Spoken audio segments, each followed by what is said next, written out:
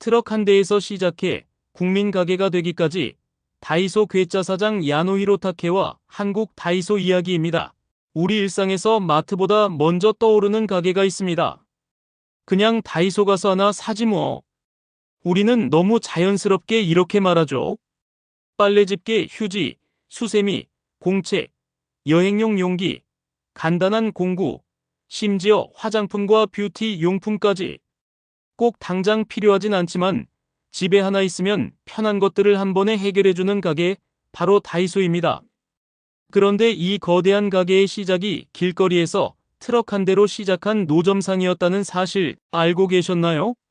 이 이야기는 일본 다이소를 만든 창업자 야노 히로타케라는 한 남자의 인생에서 출발합니다. 그리고 IMF 이후 얼어붙은 한국 서민들의 지갑 속으로 다이소가 어떻게 스며들어 오늘날 국민 가게가 되었는지까지 이어지는 긴 여정의 이야기입니다. 야노 히로타케는 1943년에 중국 베이징에서 태어났습니다. 전쟁이 끝난 뒤 가족은 일본 히로시마로 돌아와 살게 되죠. 그의 집안은 소위 말하는 엘리트 집안이었습니다. 아버지도 의사, 형제들 중에도 의사가 여럿이어서 주변에서는 당연히 야노도 나중에 의사가 되겠지 하고 기대했습니다. 그런데 문제는 정작 본인은 공부를 잘 못했다는 겁니다. 여러 번 대학 입시에 도전했지만 계속 떨어졌고 가까스로 들어간 곳도 야간 대학, 그것도 토목공학과였습니다. 그마저도 간신히 졸업했다고 말할 정도였죠. 집안의 기대와는 거리가 먼, 어찌 보면 평범보다 더 평범한, 아니 집안 기준으로는 낙제생 아들이었습니다. 그래서인지 야노는 스스로를 이렇게 생각했습니다. 나는 운도 없고 재능도 없는 사람이다. 그렇기 때문에 밑바닥에서 시작할 수밖에 없다. 많은 사람들이 난 재능이 없어서 안 되라고 말하며 포기하는 지점에서 그는 그러면 밑바닥부터 뭐든 해보자는 쪽을 선택합니다. 이 마음가짐이 나중에 다이소라는 독특한 가게를 만들어내는 씨앗이 됩니다. 대학을 졸업한 뒤 야노는 장인의 양식업을 이어봤습니다. 결혼을 했으니 사위가 가업을 잇는 자연스러운 코스였습니다. 하지만 그 사업은 3년 만에 망합니다. 가게 문을 닫고 나면 남는 건 돈이 아니라 빚과 죄책감이죠. 장인의 사업을 이어받았다가 망하게 했으니 마음의 부담은 더 컸을 겁니다. 그 이후로 야노는 이 일 저 일 닥치는 대로 노동을 전전합니다. 백과사전 외판원으로 집집마다 다니며 책을 팔아보기도 하고 볼링장에서 직원으로 일하기도 하고 골판지와 페이지를 수집하는 일도 합니다. 누구나 이름 한 번쯤 들어봤을 법한 큰 회사나 멋진 직함과는 전혀 상관없는 말 그대로 바닥을 다 훑는 직업들이었죠. 일본은 그때 고도 성장을 하며 경제가 쑥쑥 크고 있었지만 그 성장의 과실은 이 남자에게 돌아오지 않았습니다. 하지만 이 시간들은 나중에 돌아보면 허투루 지나간 시간이 아니었습니다. 이런 일을 하면서 야노는 사람들과 돈의 움직임을 아주 가까이에서 관찰하게 됩니다. 사람들은 어떤 물건을 흔쾌히 사는지, 무엇을 불편해하는지, 어떤 가격에서 손이 멈추는지 사소해 보이는 것들이 하나씩 눈에 들어오기 시작합니다. 그래서 그는 나중에 이렇게 말합니다. 나는 경영을 배운 적이 없다. 다만 사람들의 불편을 보다 보니 길이 보였다. 책에서 배운 경영이 아니라 골목에서, 길거리에서 손님 얼굴을 보며 배운 경영이었던 겁니다. 그러던 어느 날 야노는 결심합니다. 남의 가게에 취직해서 또 망설이느니 차라리 트럭 한 대를 끌고 다니면서 내가 직접 물건을 팔아보자. 이렇게 해서 시작된 것이 바로 야노상점이라는 이동 노점입니다. 트럭 뒷칸에 생활용품을 잔뜩 싣고 일본 이곳저곳을 돌며 장사를 합니다. 트럭 문을 열면 바로 가게가 되고 비가 오면 덮개를 씌우고 해가 나면 다시 물건을 펼쳐놓는 살. 간판도 계산대도 제대로 된 진열대도 없는 정말 길 위에서 살아가는 상인이었죠. 손님들이 하나둘 모여들기 시작합니다. 그런데 사람들이 가장 많이 하는 말이 이것이었습니다. 이건 얼마예요? 저건 또 얼마예요? 워낙 물건 종류도 많고 가격도 제각각이다 보니 일일이 설명하느라 정신이 없습니다. 가격표를 다 붙이자니 그럴 여유도 돈도 없습니다. 그러다 어느 날 바쁜 와중에 손님이 또 묻습니다. 이건 얼마죠? 그 순간 야노의 입에서 튀어나온 말은 계산기를 두드려서 나온 정교한 숫자가 아니었습니다. 그냥 즉흥적으로 이렇게 말합니다. 전부 100엔입니다. 이 한마디가 일본 유통의 역사를 바꾸는 순간이 됩니다. 귀찮고 바빠서 나온 말이었는데 알고 보니 엄청난 아이디어였던 겁니다. 가격을 여러 개 두지 않고 모든 걸 똑같이 맞추면 어떻게 될까요? 손님도 편해집니다. 이건 얼마죠? 라고 물을 필요가 없습니다. 상인도 편해집니다. 일일이 가격표를 붙이거나 계산할 필요가 없죠. 이 단순한 아이디어가 바로 나중에 균일가 전략이라는 이름으로 불리게 됩니다. 그렇게 트럭 노점으로 시작한 자파 장사는 점점 자리를 잡아갑니다. 그리고 1977년 야노는 큰 결심을 합니다. 상점 이름을 다이소 산업으로 바꾸고 회사로 정식 등록을 합니다. 크게 만든다라는 뜻을 담은 이름이죠. 이제 그는 단순히 트럭 장사를 하는 상인이 아니라 하나의 유통회사를 운영하는 사람이 됩니다. 하지만 처음부터 사람들이 박수쳐 준 것은 아닙니다. 싸구려나 파는 자파점, 조금 촌스러운 값싼 가게 이런 이미지가 강했습니다.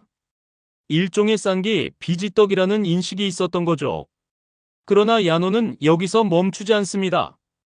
그는 싸구려를 파는 가게가 아니라 싸지만 쓸만한 물건을 파는 가게를 만들고 싶었습니다. 그래서 방향을 바꿉니다. 남들이 남긴 재고를 그냥 싸게 가져와서 파는 게 아니라 아예 다이소에서 직접 제품을 기획하고 만들어 달라고 하기 시작합니다. 이런 수세미를 이 가격에 맞춰 만들어 줄 수 있나요? 이 정도 품질이면 사람들이 만족할까요? 이런 식으로 생산업체와 하나씩 조율합니다. 그렇게 해서 나온 것이 가격은 낮지만 막상 써보면 이 가격에 이 정도면 괜찮네 라는 말이 나오는 상품들이었습니다. 100엔이라서 그냥 쓰는 게 아니라 100엔인데도 생각보다 괜찮아서 사람들이 다시 찾게 되는 물건들 말입니다. 이 과정을 반복하면서 일본 사람들의 머릿속에 있던 100엔숍은 싼 맛에 사는 곳이라는 이미지가 조금씩 깨지기 시작합니다. 이제는 싸지만 그래도 쓸만한 걸 파는 곳, 가성비 좋은 생활용품 가게라는 새로운 인식이 자리 잡게 됩니다. 야노 히로타케의 경영 철학은 아주 복잡해 보이지만 한 줄로 요약하면 이렇습니다. 불편을 없애는 단순함. 첫 번째는 운영을 단순하게 만드는 것이었습니다. 가격을 모두 똑같이 맞추면 진열도 쉬워지고 계산도 빨라지고 재고 관리도 훨씬 단순해집니다. 직원에게 복잡한 교육을 하지 않아도 누구나 금방 일을 익힐 수 있죠. 두 번째는 사람들의 심리를 이용하는 것이었습니다. 가격이 모두 같으면 손님은 이런 고민을 덜하게 됩니다. 이게 더 비싼가? 저게 더 싼가? 가격 비교가 사라지면 사람들은 하나 더 집는데 덜 망설입니다. 어차피 다 100엔인데 이것도 한번 써볼까? 한국식으로 말하면 1000원인데 그냥 담자. 이런 마음이 드는 구조를 만든 겁니다. 그 결과 한 사람이 가게에 와서 한두 개만 사지 않고 이것저것 여러 개를 함께 담게 되고 자연스럽게 매출이 올라갑니다. 세 번째는 대량으로 물건을 들여와서 가격을 낮추되 품질은 일정 수준 이상 유지하는 시스템입니다. 다이소는 여러 나라의 공장들과 협력하면서 한 번에 아주 많은 물건을 주문합니다. 대신 이런 요구를 합니다. 이 가격에 맞춰줄 수는 있지만 품질은 이 기준 아래로 떨어지면 안 됩니다. 생산 라인 처음부터 다이소의 기준을 반영하고 일정 수준에 미치지 못하면 아예 들여오지 않습니다. 싸게 파는 가게지만 여기서 사면 최소한 쓸만하다라는 신뢰를 지키려고 했던 것입니다. 이렇게 일본에서 다져진 다이소식 경영 철학은 생각지도 못한 한 나라에서 더 큰 꽃을 피우게 됩니다.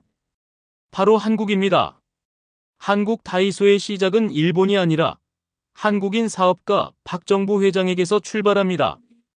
1990년대 초 박정부 회장은 아성산업이라는 회사를 세우고 생활용품 유통사업을 시작합니다.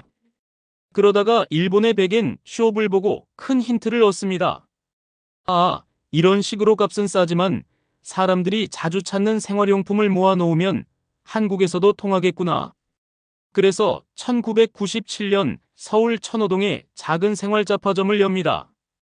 이름은 달랐지만 지금의 다이소와 거의 비슷한 느낌의 가게였습니다.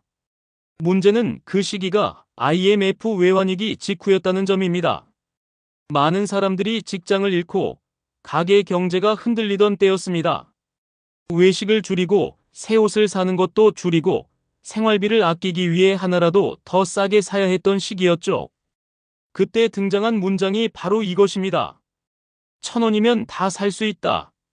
일본의 백엔 쇼업 개념을 우리 돈으로 바꾼 일종의 슬로건이었습니다. 이 단순한 한 줄이 얼어붙은 한국 소비자들의 마음을 정확히 건드립니다. 지금 형편이 이래서 큰 돈을 쓰긴 힘들지만 그래도 생활은 해야 하니까 1,000원 정도라면 부담 없이 쓸 수 있겠다. 이렇게 해서 1,000원 쇼업 문화가 한국에서도 서서히 퍼져나가기 시작합니다. 가게는 조금씩 인기를 얻었고 일본 다이소도 이 한국 시장을 주목하게 됩니다. 결국 2001년 일본 다이소와 한국 아성산업은 손을 잡습니다. 일본 다이소는 약 38억 원 정도를 투자하고 한국 법인 지분 34.21%를 가져갑니다. 회사 이름도 다이소 아성산업, 그리고 나중에는 아성다이소로 바뀝니다. 이때부터 한국 다이소는 일본식 균일과 시스템과 상품 기획 노하우를 더 가까이에서 받아들이게 됩니다. 반대로 일본 다이소는 한국 사람들이 생활용품을 어떻게 쓰는지, 어떤 아이디어 상품을 좋아하는지, IMF를 겪으면서 어떻게 소비 습관이 바뀌었는지를 가까이에서 보게 됩니다. 일본식 균일과 시스템에 한국 특유의 생활 감각이 더해지면서 지금 우리가 알고 있는 한국 다이소 스타일이 만들어집니다. 그렇게 해서 한국 곳곳에 다이소 매장이 빠른 속도로 늘어나기 시작합니다. 지금은 전국에 1,500개가 넘는 점포가 있다고 알려져 있습니다. 동네마다 하나씩 있다 해도 과장이 아닐 정도입니다.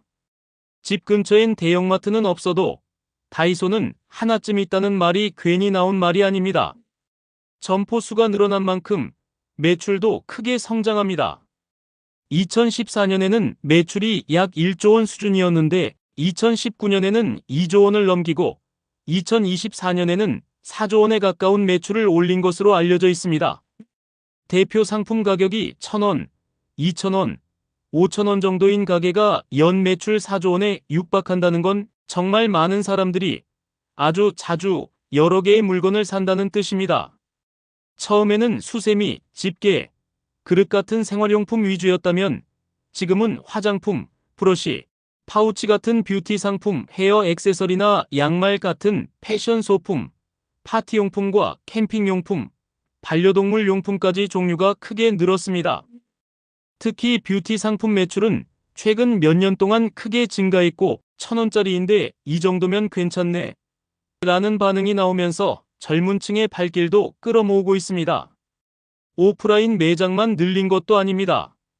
온라인 쇼핑이 늘어나다 보니 다이소도 다이소몰이라는 인터넷 쇼핑몰을 운영하고 있습니다. 가격이 이렇게 싼데 택배까지 하면 남는 게 있을까? 라는 생각이 들지만 온라인 주문 후 매장 픽업, 일부 지역 당일 배송 같은 방식으로 소량의 물건도 빠르게 전달하는 시스템을 조금씩 갖추고 있습니다. 오프라인에서는 작은 매장을 줄이는 대신 넓은 대형 매장으로 리뉴얼하는 추세이고 대형마트 안이나 쇼핑몰 안에 입점하는 형태도 늘려가고 있습니다. 이렇게 다이소는 한국에서 없는 게 없을 것 같은 가게, 시간 날 때 한 번씩 들러서 구경하고 나오는 가게, 가성비 좋은 생활 플랫폼으로 자리 잡게 됩니다. 그런데 한편으로는 다이소는 일본 회사 아니냐는 논란도 계속 있었습니다. 일본 제품 불매 운동이 있을 때마다 다이소도 함께 언급되곤 했습니다. 그러던 중 2023년에 큰 변화가 생깁니다. 한국 아성다이소의 모회사인 아성 HMP가 일본 다이소가 가지고 있던 지분 34.21%를 약 5천억 원에 모두 사들이게 됩니다. 이 한 번의 거래로 다이소는 지분 구조상 완전히 한국 회사가 됩니다. 처음 일본 다이소가 한국에 투자했던 돈은 38억 원 정도였는데 20년이 조금 넘는 시간 동안 이 지분은 약 5천억 원이 되어 돌아갔습니다. 단순 계산으로 130배가 넘는 수익입니다. 일본 입장에서는 아주 성공적인 해외 투자 사례이고 한국 입장에서는 이제는 완전히 우리 회사다라고 말할 수 있게 된 날이기도 합니다. 그래서 언론에서는 다이소, 일본 기업 논란의 종지부, 국민가게, 다이소, 22년 만에 일본 꼬리표 떼다라는 표현을 쓰기도 했습니다.